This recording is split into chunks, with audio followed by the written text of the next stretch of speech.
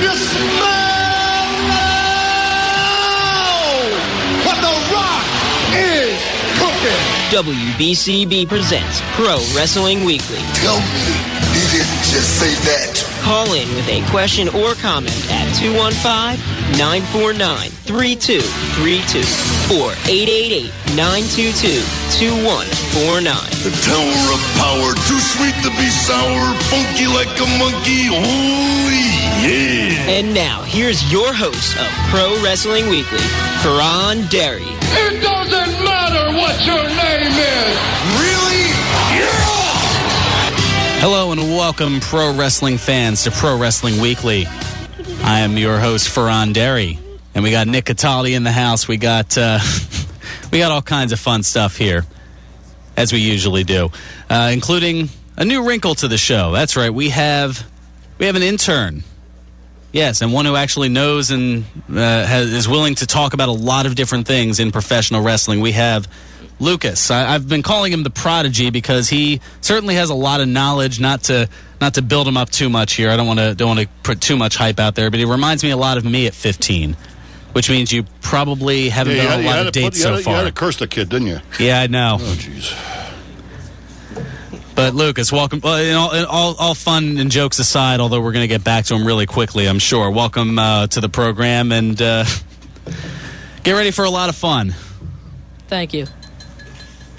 They don't call him the best color man in the business for nothing, folks. He ain't a color guy, is he?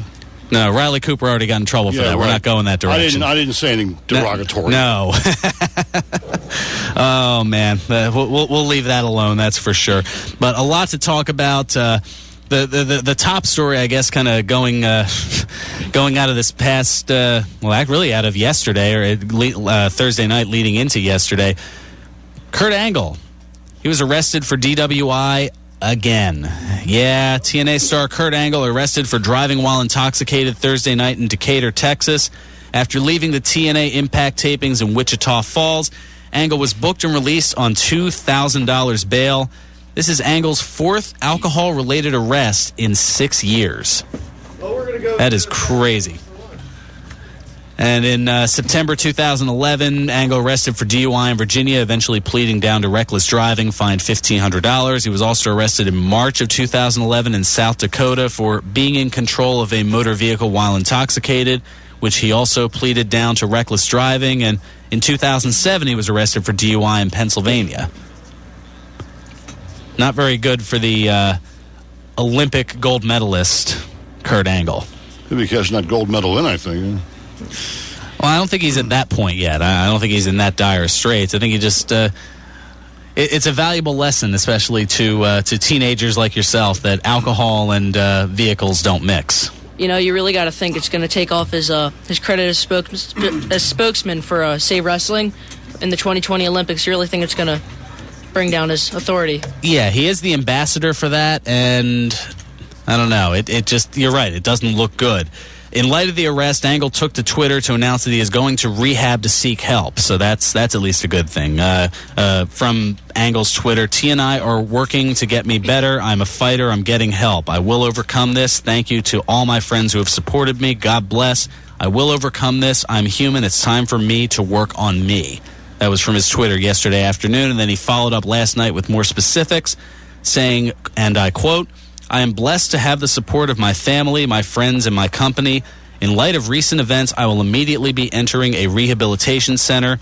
I realize that this is a pivotal time in my life, and I ask for your understanding, as well as your prayers and continued support. I am confident that in taking these steps, I can begin to address necessary changes in my life. End quote. Now, it's good from a personal standpoint that Angle's seeking help. I mean, we've interviewed him on this station a while back. And as an athlete, I've got nothing but respect for Kurt Angle. But from a TNA standpoint, man, do they have a storyline mess on their hands. I mean, Angle has a major role in the current Aces and Eights storyline, which we'll get into a little bit later. This Thursday show is already taped, and we'll talk a little bit more about that and how Angle will or won't be involved.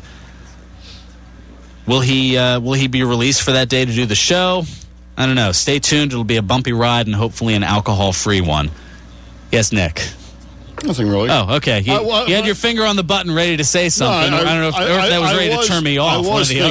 I was thinking years ago when Ken Patera and Mr. Saito had got themselves in a jam. And when Patera began to wrestle again, Jesse Ventura seized upon the opportunity to call him jailbird and all kinds of mean things. So I would suspect that Kurt's going to have to put up with the same sort of thing. Probably more from the fans than from the company itself. I mean, they've put a lot of egg on their faces. I mean, this is the same company that you remember those Ask Dixie questions from last week that were rather all over the place. Right. And I'll talk about it later, but she did finally answer some select questions. And really? She has those up. Yeah, it's a complete fluff piece. We'll talk about that a little bit later. I love freedom of thinking and speech. I know. And in other news, Randy Orton attacked by a fan, and I use that in air quotes, in South Africa. We'll talk about that. But let's get to Monday Night Raw. And to open things off, Vince McMahon and Brad Maddox coming out. Maddox apologizing for his boneheaded decision, and that's a direct quote, to have John Cena choose his opponent for SummerSlam. And then they proceeded to rip on Daniel Bryan, calling him a troll and all these other things. And Daniel Bryan came out to defend himself from Raw this past Monday, and we've got the sound of that right here.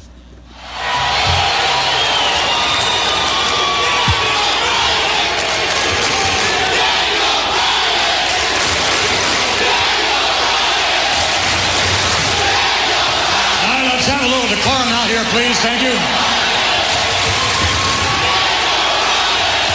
With all due respect, Mr. General Manager, Mr. McMahon, those words came out of the mouth of Brad Maddox, but I believe they were dictated by you.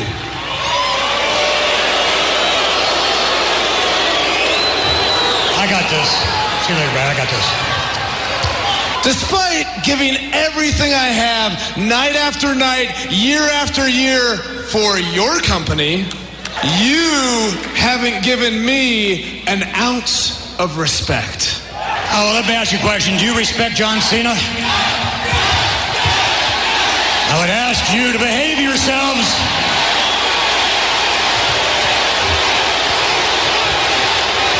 Be quiet, please. The question is, do you respect John Cena? I respect John Cena as a human being. I respect John Cena as a champion. I respect that John Cena picked me as his opponent for SummerSlam. Well, would you respect John Cena if, in fact, he was lying through his teeth when he made all those complimentary remarks when he chose you to be his opponent at SummerSlam? I don't think so. You see, John Cena's a master manipulator. He didn't mean a word he said. John Cena said he chose you because you earned that opportunity, that you deserved that opportunity. He said he chose you because you were the hottest thing going in the WWE today.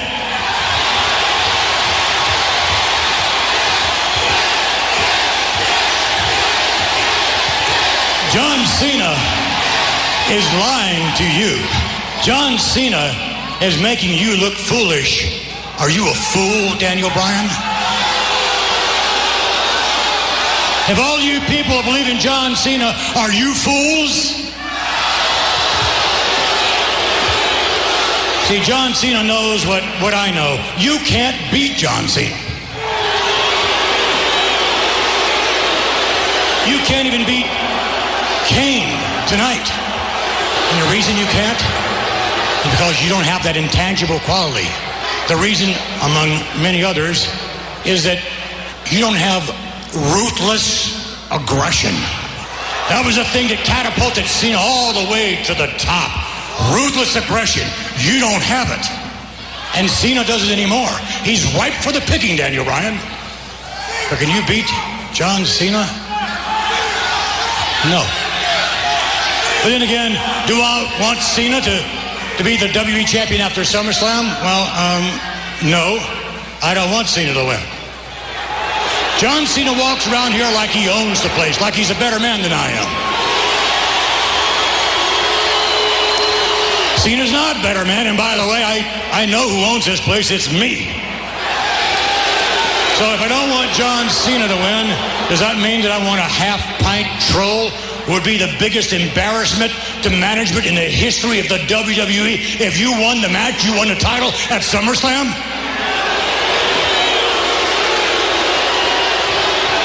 The only way that I see anyone winning in this is me. And here's how I would do it. Let me get on your level to tell you.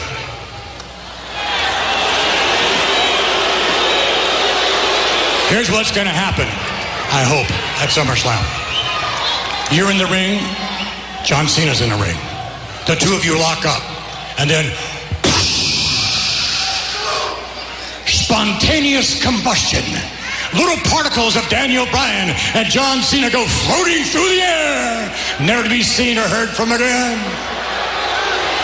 I'm hoping that I win at SummerSlam.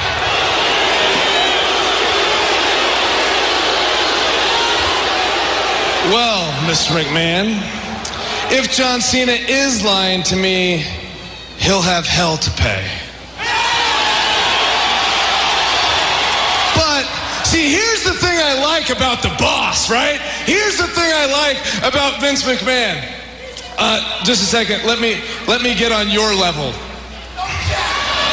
You see, you're always honest with me. You always tell me what you really think. But in your own words, it doesn't matter what you think. It matters what they think.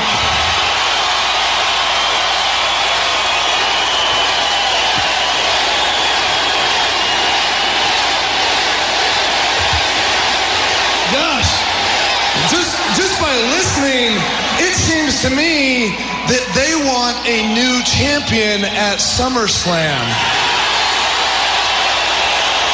And his name is Daniel Bryan.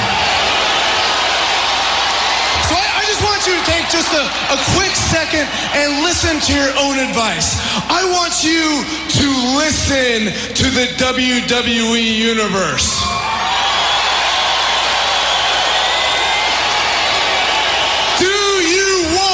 A new WWE champion!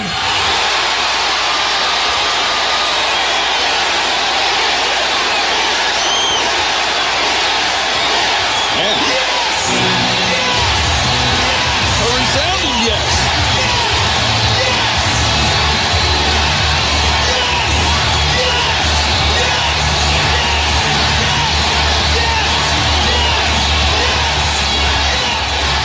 It appears to be resounding yeses all around for Daniel Bryan. Will he be WWE champion? We'll find out in a couple weeks at SummerSlam. That's one of 3 matches set up now for SummerSlam. John Cena and Daniel Bryan for the WWE Championship. CM Punk and Brock Lesnar, the Best versus the Beast. And just determined last night on SmackDown, well, Alberto Del Rio was given the option to choose his opponent, and he didn't take it nearly as seriously as he initially elected Ricardo Rodriguez as his opponent, his own announcer, just to try to, I guess, get an easy victory for SummerSlam. But Vicky Guerrero, the new general manager, says nothing doing. She made a triple threat number 1 contender match, which happened last night on SmackDown. Christian, RVD, and Randy Orton. Christian ended up winning that, so now we've got Alberto Del Rio and Christian for the World Championship at SummerSlam. I feel like Christian's really going to win this one. I feel like because Edge retired a while ago, so I think that Christian was wanting that one more match. I feel like he's going to win this one, and then it's going to go for a couple of months, and then maybe we might see the end of the Captain Charisma. Well, he's one of the few. Well, I say few, but actually there's quite a few more than I like to think about holdovers from the Attitude Era. I mean, there are. I noted this back at WrestleMania. 8 of the 10 matches had at least one alumnus from the Attitude Era, that 97 to 2001 area. But they're starting to kind of drop off a little bit. I mean, Triple H is going more behind the scenes. The Undertaker we'll probably see him next February or March leading into WrestleMania if he wants to get up and go for one more match. I mean, he'll be 49 by that point. So who knows what's going on with him there. I mean, Mark Henry is one of the few. He's still around, but I mean, he had the fake retirement, so who knows how much longer he's got. There's a number of different possibilities. Well, I feel like Undertaker has I feel like Undertaker and Triple H, there are a lot of guys, I'd like to call them just like the pay-per-view superstars. The ones that they'll make special appearances, special matches. They won't really wrestle on Raw or SmackDown anymore because I feel like they just want to draw more money to the events. So I think that Undertaker's probably going to be back like every WrestleMania until I don't know. Yeah, I mean, how I guess it all depends on whether it's almost like somebody training.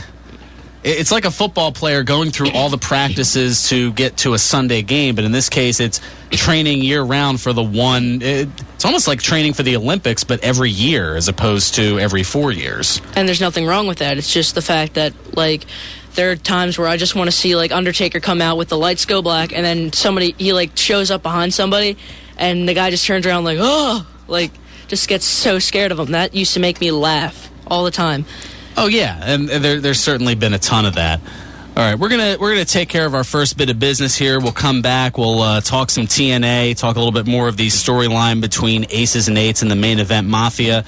Also in this hour, I saw something online thanks to a colleague of mine here at BCB, Mike Samsel. He's been on the show before, been a huge part of the show, whether it's been interviews or filling in on the board while we've been transitioning a little bit or just sitting in and chatting, kind of like what Lucas is here.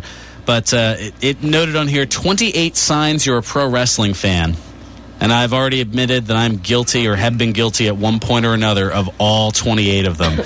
We'll go over them, at least in some brief form, over the course of the hour here. But first, we'll take care of some business, come back. We've also got Today in Wrestling History and more here with how Lucas the Intern got brought in here. Lucas DeSangro alongside me, Fearon Derry, Nick Cataldi pushing the buttons. This is Pro Wrestling Weekly here on 1490 WBCB and online at WBCB1490.com.